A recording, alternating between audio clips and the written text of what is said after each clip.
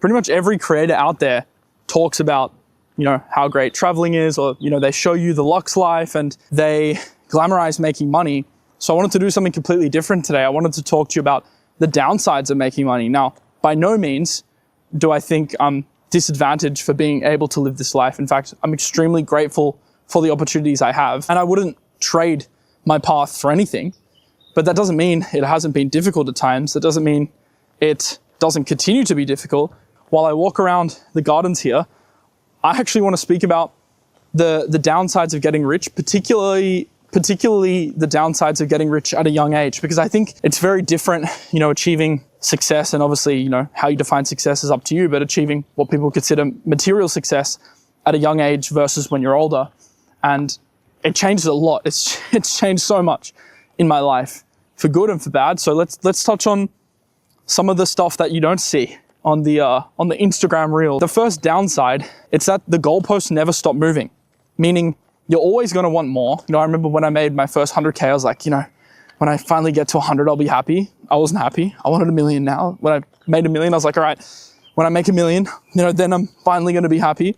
I made $1 million, I wasn't happy. The goalposts constantly move. You're constantly chasing something. You're constantly chasing the sense of, if this happens, I'll finally be happy. That is just unattainable, because what you realize is that the real value is not in these end results. It's actually in enjoying the process and enjoying what you do on the day-to-day, and, enjoying directionally what you're doing and making sure it aligns with your value set. Point number 2, and this is one that is particularly relevant for me, in the media industry, and especially, as you start to get a lot of employees, you kind of end up becoming a slave to the very thing that you built to achieve financial freedom. Right now, in an amazing hotel in Florence, right? You'd think I'd just be living here all year. Look at the pool over there, it's beautiful.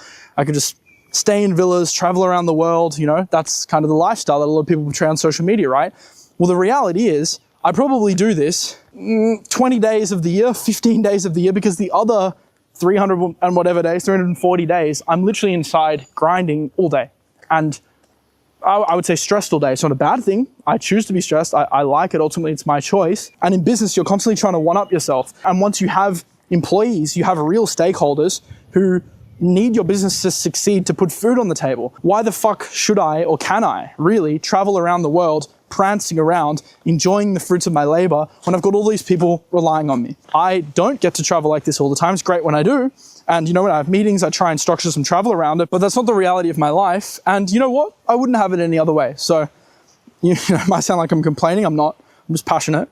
I wouldn't have it any other way, because I like the responsibility. I honestly like being the main character in my own world. That doesn't mean the world revolves around me. I'm very aware it doesn't, but I enjoy the feeling of leading a business. The third thing that most people kind of don't really consider when they first start making a lot of money, or wouldn't consider, is friendships, and what that does to you socially, because friendships kind of split, in my opinion, to like pre-money and post-money. I would say I have had a lot of friends in high school, which I'm no longer like that close with. There is this natural division that's created because you're in a completely different world now, and you've got completely different passions now. And I'm living over the other side of the world, and not everyone wants to be in that environment, relate to that environment, or enjoys it, or wants to associate with it. I also have certain things that I value that have changed and shifted. So you find, even if you think that it won't, there's a natural drift that happens, especially at a young age as you kind of pursue into this world. I've done my best, like bring some friends along with me. I have like a couple of day ones who, actively work with me now, which is really, really cool. That's challenging. That's a difficult relationship to manage, and we deal with the difficulties of it, but it's also really rewarding for me to be able to work with these guys and try and help them level up and, trying to achieve success together. In social media, you're kind of playing a character, like in some of your content. I think I'm being pretty authentic here and in a lot of my content, but you're trying to optimize the hook to go viral. You're trying to post certain things to please a certain audience or get attention, and that's just the reality of the game, and you kind of need to play it if you want to grow on social media. But not all of those things make you come across as having personality traits that other people value. You can come across as braggadocious, self-centered, arrogant, money hungry, if you're doing some of the things that frankly is necessary, especially in the financial niche, to actually grow your audience. So that also creates, I think, a bit of unspoken divide.